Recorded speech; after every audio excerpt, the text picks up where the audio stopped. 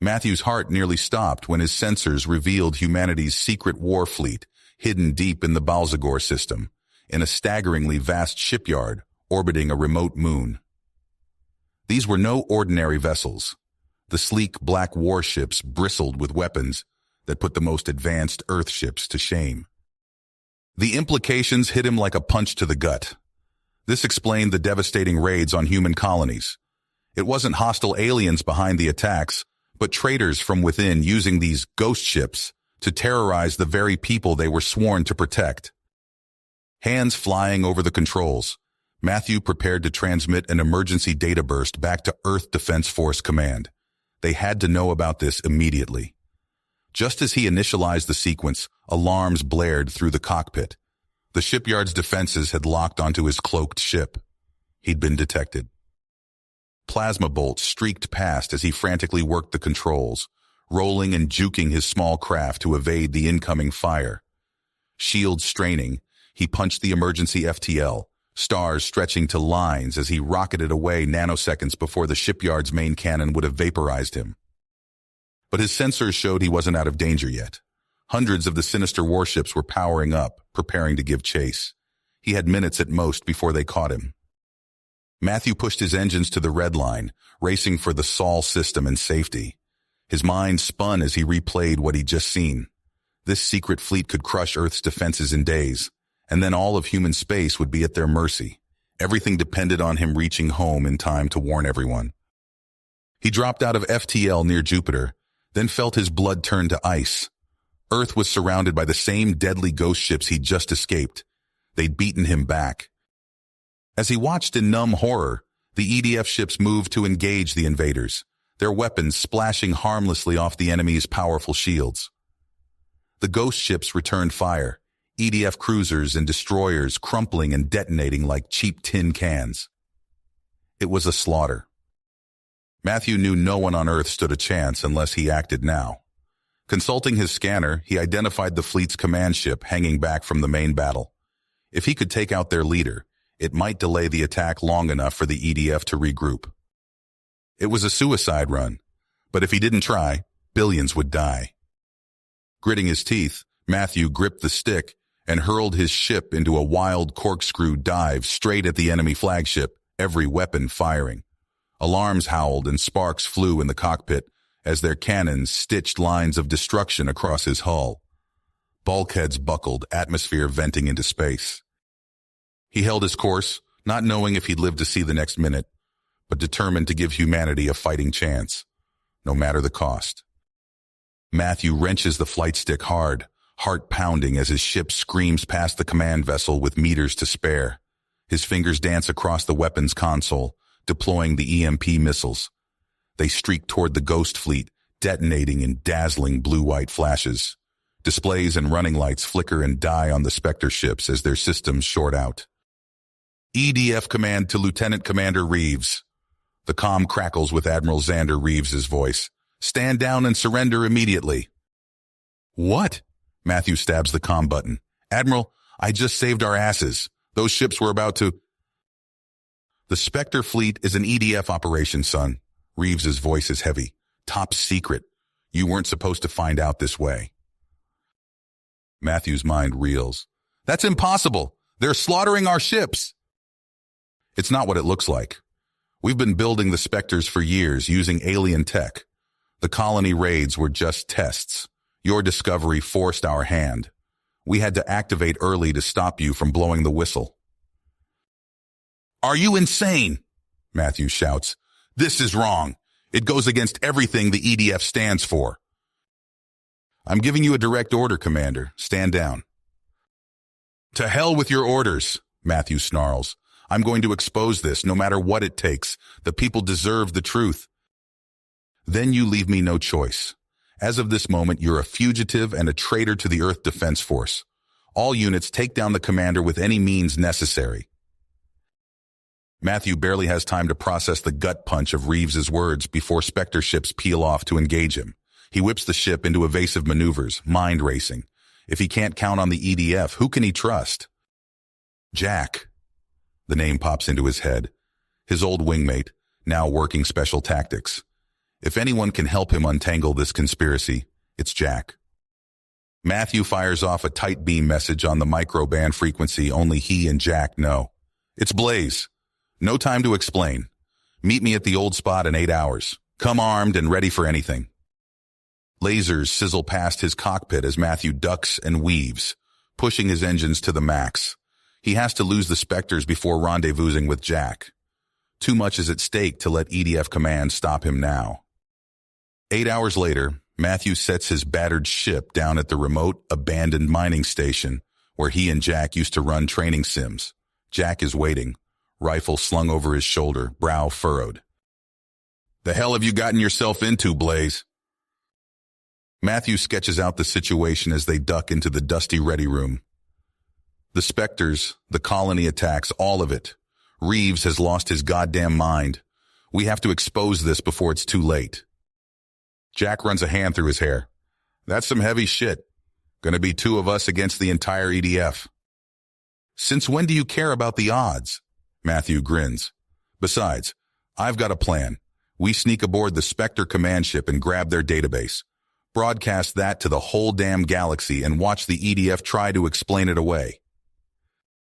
Jack hefts his rifle. "Suicide mission, huh? Just like old times." They hash out the details. The Spectre's command ship will be heavily guarded, swarming with elite troopers. They'll have to infiltrate during the chaos of the next battle between the EDF and the Ghost Fleet. One shot to get in, find a computer terminal, and download the evidence before all hell breaks loose. Looks like the EDF is mustering near Mars for a counterattack on the Spectres. Matthew taps a display. "If we park behind Deimos, we can ride the EDF's coattails right to the party."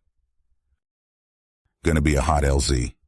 Jack checks his rifle. "Sure you're ready for this?"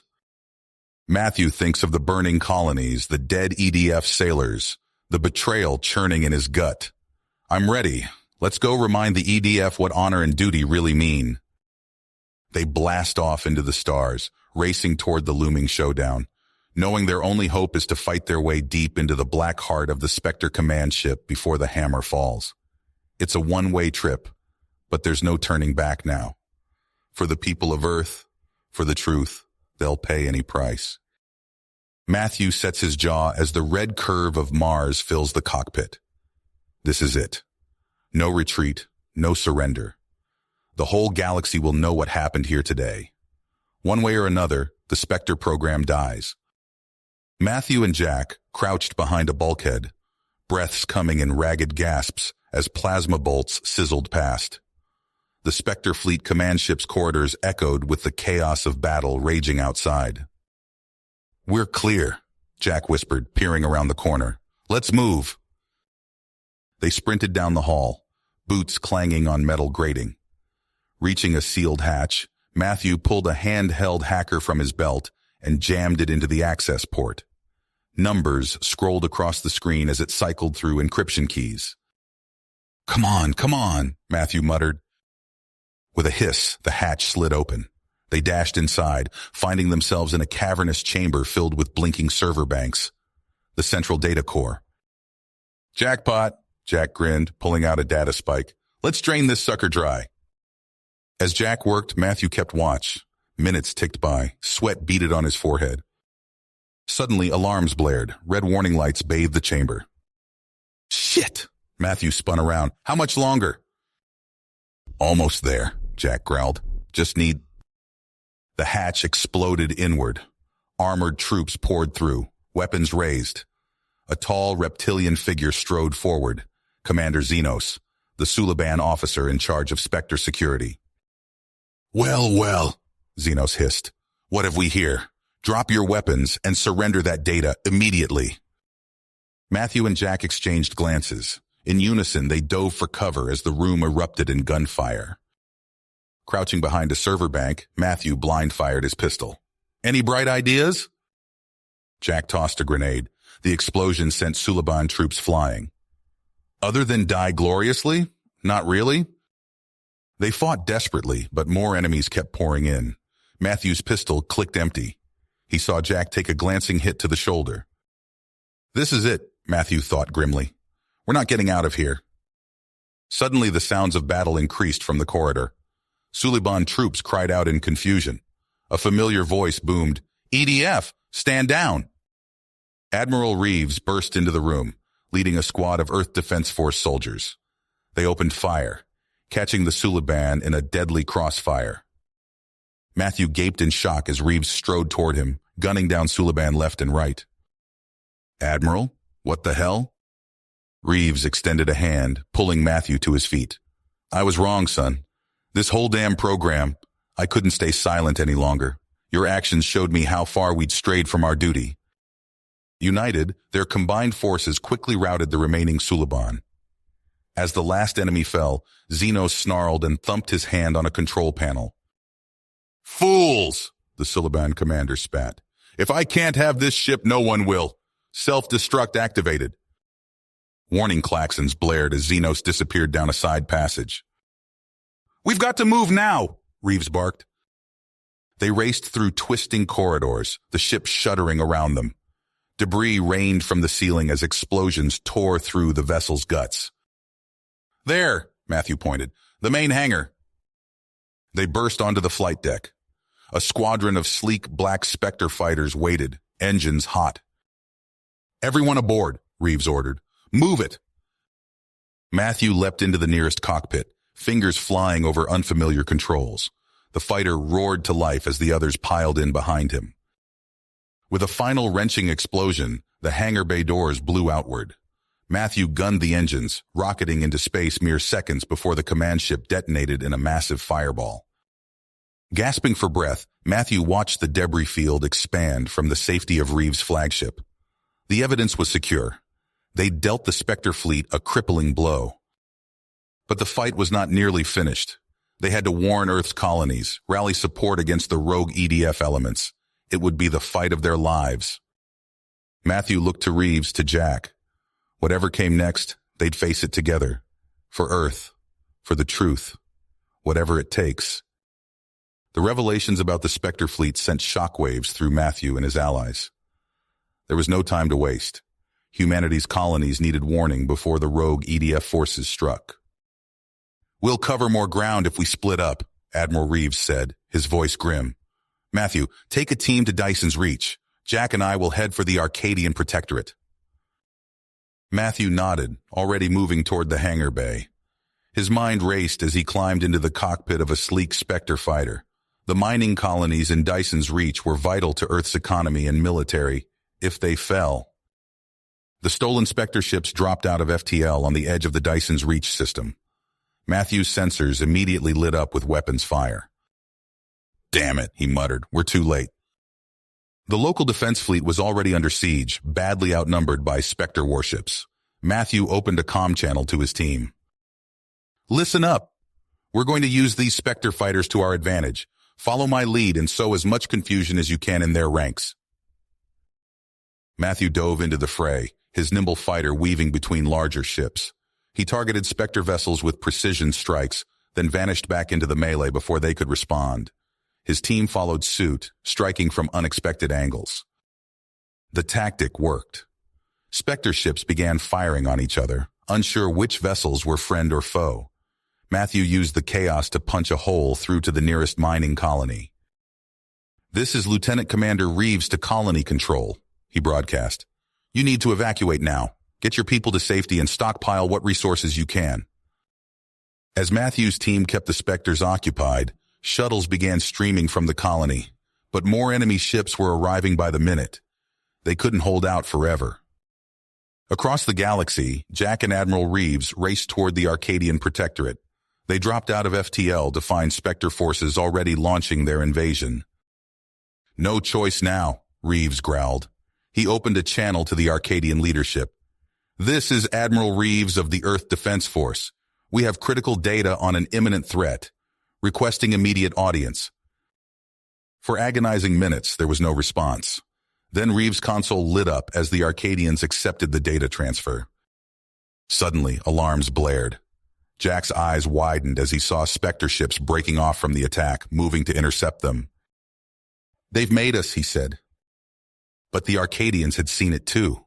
Faced with such blatant aggression, their mighty fleet sprang into action. Sleek Arcadian warships surged forward, energy weapons blazing. The Spectre attack crumbled under the counteroffensive. Back in Dyson's reach, Matthew's team was in trouble. Their stolen fighters were no match for the Spectre's superior numbers. Just as it seemed they'd be overwhelmed, new contacts appeared on Matthew's scopes. "Arcadian reinforcements," he breathed. "We might have a chance after all." With the odds evened, Matthew scanned for a particular target. There, Commander Xenos' flagship. Fury rose in Matthew's chest as he remembered the Suliban's smug face.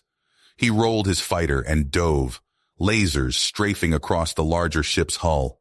Again and again he struck, pummeling Xenos' vessel until it began to break apart. Escape pods jettisoned from the dying ship. Matthew's targeting computer locked onto one in particular. He knew who was inside. But before Matthew could fire, Xenos' flagship erupted in a massive explosion. The Suliban commander had triggered the self-destruct. Matthew yanked his stick hard, barely escaping the blast radius. As the fireball dissipated, he spotted Xenos' life pod drifting amid the debris. The alien was somehow still alive. Matthew's finger tightened on the trigger. One shot would end this. "Matthew," Jack's voice crackled over the comm. "Break off. We've got a new priority target." Matthew hesitated, Xenos' pod in his sights. Every instinct screamed to finish this, but duty came first. With a frustrated growl, he banked away from his nemesis and towards whatever new threat awaited. Matthew's finger lifted from the trigger, his target slipping away. He banked hard, falling into formation with Jack's fighter. "This better be good," Matthew growled over the comm. "Earth, Matt. The Spectres are hitting Earth." Matthew's blood ran cold. He glanced at his tactical display, watching the Arcadian reinforcements mopping up the remaining Spectre forces in Dyson's reach. "How bad?" "Bad enough. We need to move now." Without another word, Matthew punched his engines to full. The stars blurred as his fighter leapt to FTL, Jack and Reeves close behind. They dropped out of warp at the edge of the Sol system. Matthew's eyes widened at the carnage before him. Massive Spectre battlecruisers rained hellfire on Earth's orbital defenses. EDF ships exploded silently in the void, outgunned and overwhelmed. "My God," Jack breathed. A proximity alarm blared. Matthew rolled his fighter, narrowly avoiding a piece of debris. As he stabilized, he realized it wasn't debris at all. It was the remains of an orbital habitat, torn to shreds by precision strikes. "Admiral," Matthew called, "what's our play?" Reeves' face appeared on the comm screen. His eyes were haunted. "There's only one option left, son. Ragnarok." Matthew's stomach dropped. "Sir, you can't be serious. That'll—" "I know what it'll do," Reeves snapped. "But if we don't, Earth falls. Your call, Lieutenant Commander." Matthew's hands trembled on the controls. He watched another EDF cruiser split apart under Spectre fire. Billions of lives hung in the balance. "Do it," he whispered. Reeves nodded grimly. "Transmitting authorization codes now." "Matt, wait!" Jack shouted. "There has to be another way." Matthew ignored him, inputting the codes with numb fingers. A countdown appeared on his HUD. 60 seconds. Matthew closed his eyes, picturing the green hills of Earth, the streets of his hometown, his family. 30 seconds. A blinding flash lit up the cockpit. Matthew opened his eyes to see an artificial sun blooming over Mars. Another erupted from the moon's surface. 10 seconds. The Spectre fleet began to disintegrate, caught in the apocalyptic firestorm. But it was too late to stop what was coming. 0. Earth vanished in a roiling ball of fire. The shockwave slammed into Matthew's fighter, alarms screaming as radiation levels spiked. He fought the controls, struggling to keep the craft stable as the inferno raged around him. When the fire finally died, Matthew stared in horror at the scarred, lifeless husk that had once been humanity's cradle. Tears streamed down his face as the full weight of what he'd done crashed over him. "Matt?" Jack's voice crackled weakly over the comm. "You okay?" Matthew didn't answer. He couldn't. There were no words for this. Days passed in a fog. Matthew found himself aboard Reeves's flagship, surrounded by the pitiful remnants of humanity's once mighty fleet, a handful of ships carrying the last fragments of their civilization. They gathered in the observation lounge, staring at the ruined Earth. Someone had declared it a day of remembrance. Matthew barely noticed. Reeves cleared his throat. We did what had to be done. The Spectres are finished. Now we rebuild. Rebuild what? A voice called out. Our home is gone. Angry shouts filled the room. Matthew tuned them out, focusing on a distant point of light. Pluto, the edge of their lost domain. Alarms blared. Spectre ships detected, a crewman shouted. They're making a run for the Orc cloud.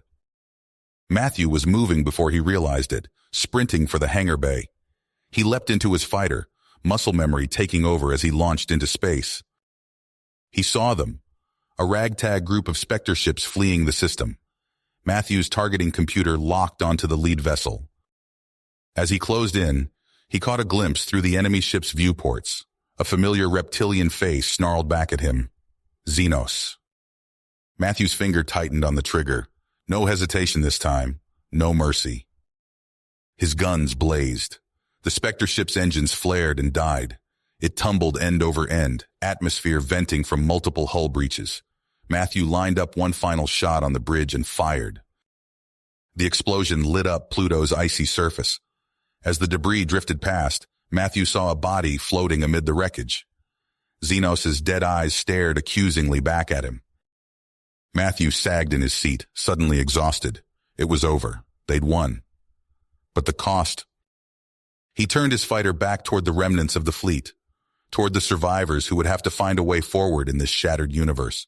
Matthew knew the journey ahead would be long and painful, but they would endure. They had to. As distant stars beckoned, Matthew allowed himself a moment of hope. Humanity had fallen far, but they would rise again, stronger, wiser, and this time they would not forget the price of their mistakes. You have reached the end of the story. If you enjoyed this story and want to support us, please leave a like and subscribe to our channel, and for every comment that says 88, I will heart every single one of them. Thank you for your time.